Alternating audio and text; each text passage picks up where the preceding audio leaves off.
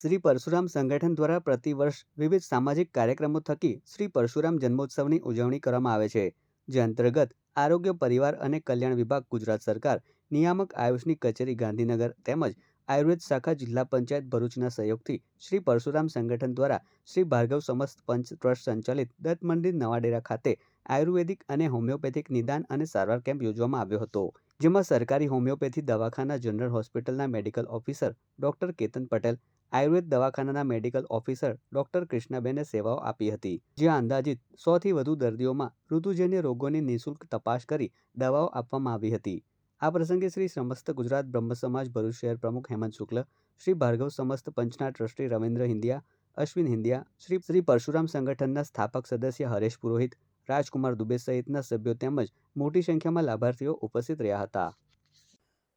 ભાર્ગવ સમસ્ત પંચ ટ્રસ્ટ સંચાલિત નવાડેરા ખાતે આવેલ દત્ત મંદિરમાં ઋતુજન્ય રોગોનું આયુર્વેદિક અને હોમિયોપેથિક નિદાન કેમ્પ રાખવામાં આવેલો, જેમાં ઘણા દર્દીઓએ લાભ લીધો। અંદાજે લગભગ 100ની આસપાસ લોકોએ આનો લાભ લઈ અને ખૂબ સરસ સારવાર મેળવવાનો પ્રયત્ન કર્યો છે।